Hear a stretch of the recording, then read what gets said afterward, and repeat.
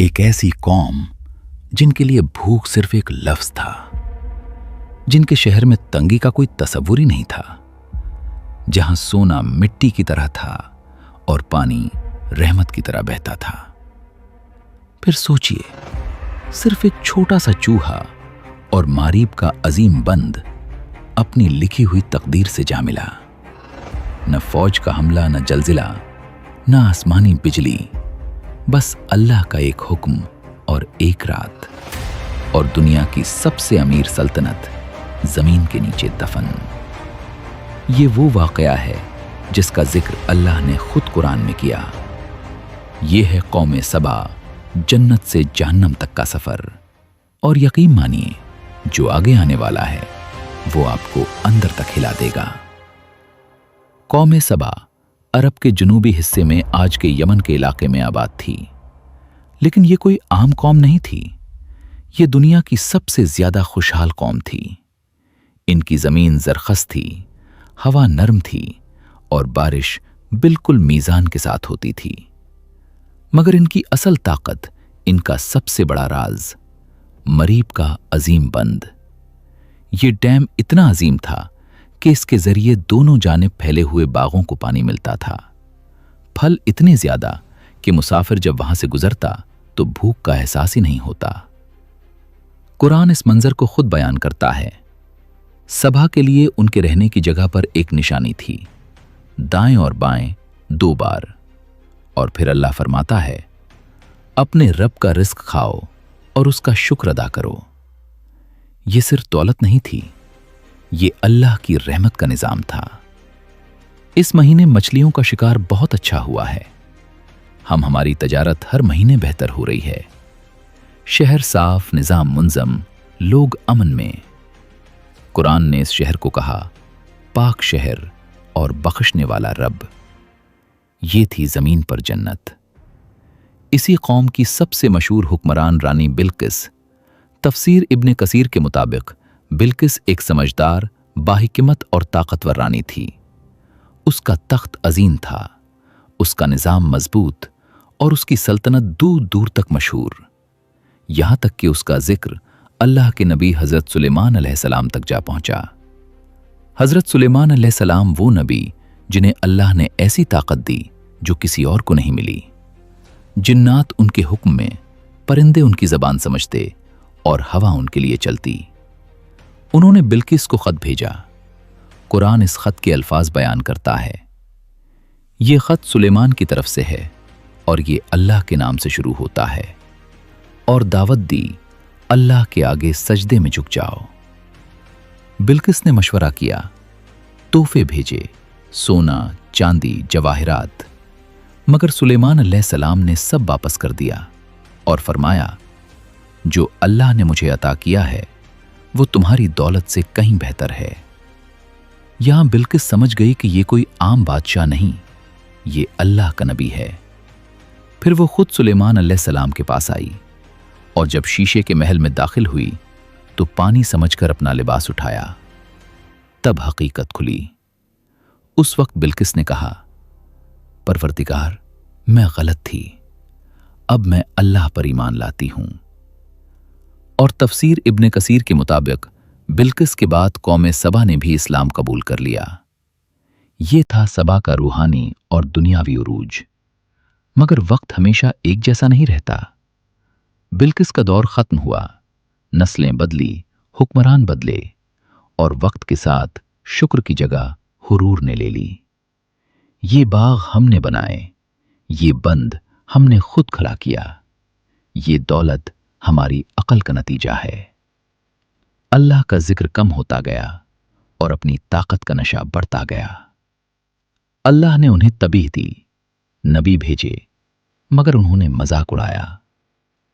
नबियों ने उनसे कहा, यह बाग तुम्हारी अकल का कमाल नहीं, ये रब की रहमत है। अगर तुमने शुक्र छोड़ दिया तो ये रहमत तुम पर बोझ बन जाएगी। लेकिन कौम सबा हंस देती। वो जवाब देते, देखो हमारा मारब बंद पहाड़ों की तरह मजबूत, क्या तुम्हारा रब उसे भी गिरा सकता है? नबी फिर कहते, अल्लाह जब पकड़ करता है तो वजह बड़ी नहीं होती, सिर्फ उसका हुक्म काफी होता है, मगर कौम के चेहरों पर सिर्फ घमंड होता। तुम हमें डरा रहे हो, देखो हमारा मारब बंद पहाड़ों की तरह मजबूत, क्या तुम्हारा रब उसे भी गिरा सकता है? नबी अगर अजाब आना होता तो कब का आ चुका होता। हमारी सल्तनत महफूज है, हमारा बंद लाजवाल है, हमें कोई तबाह नहीं कर सकता। साल गुजरते रहे। अल्लाह के नबी ने बार बार समझाया, रहमत कहर बनने से पहले सुधर जाओ, मगर उनके दिल पत्थर ही रहे। हमारी बराबरी करने चला है, इसकी औकात ही क्या है? नबी पुकारते रहे, बंद से नहीं, अल्लाह से डरो। हमें अजाब से डराना बंद करो, हम अपनी ताकत और दौलत से उसे रोक देंगे। और यहीं से उनके जवाल का फैसला हो चुका था। कुरान यहां एक ऐसी बात बताता है जो अकल को हिला कर रख देती है। अल्लाह फरमाता है, तो जब उन्होंने पीठ फेरी, हमने उन पर बंद तोड़ देने वाला सैलाब भेज दिया। रिवायतों के मुताबिक मरीब डैम की बुनियाद में चूहों ने सुराख करना शुरू किया। लोग देखते रहे, मगर घमंड में अंधे थे। ये बंद हमारी ताकत की निशानी है, ये चूहे इसका कुछ नहीं बिगाड़ सकते। फिर वो रात आई, लोग सो रहे थे, शहर खामोश था और मरीब डैम आखिरी सांस ले रहा था। पहले एक आवाज आई, फिर दूसरी,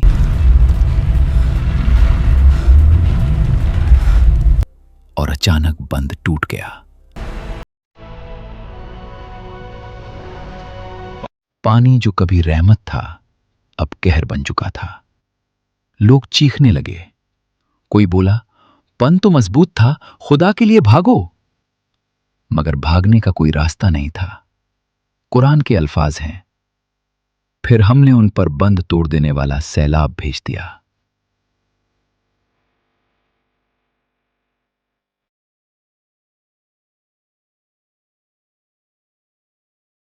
नबी की आवाज गूंजती रही, ये वही है जिससे तुम इनकार करते रहे।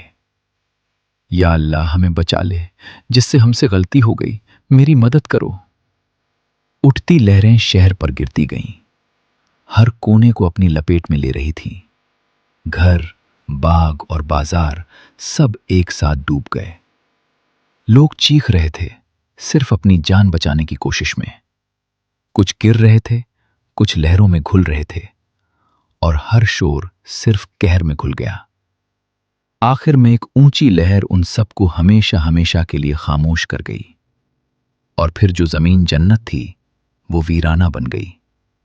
बाग मिट्टी बन गए, घर बह गए, शहर के शहर खत्म हो गए, नस्लें खत्म हो गईं, सिर्फ वाकया रह गया। अल्लाह फरमाता है, उनके बागों के बदले कांटेदार झाड़ियां लगा दी गईं। ये सजा क्यों थी? कुरान खुद जवाब देता है, ये सजा इसलिए थी कि उन्होंने नाशुक्री की। कौमे सबा दौलत से तबाह नहीं हुई, गुरूर से तबाह हुई। उनका जुर्म यह नहीं था कि वो अमीर थे, उनका जुर्म यह था कि वो शुक्र भूल गए। और इन मामूली लोगों को देखकर हंसी आती है। और ये वाकया सिर्फ उनके लिए नहीं, ये हम सब के लिए है। अगर अल्लाह की दी हुई नेमत अल्लाह से दूर कर दे, तो वो रहमत नहीं रहती, अजाब बन जाती है। सोचिए, अगर एक छोटा सा चूहा अल्लाह के हुक्म से सल्तनत गिरा सकता है, तो हम किस गिनती में आते हैं? कमेंट्स में लिखो, दौलत या गुरूर किस चीज ने कौमों को तबाह किया? वीडियो को लाइक करो और चैनल को सब्सक्राइब करो।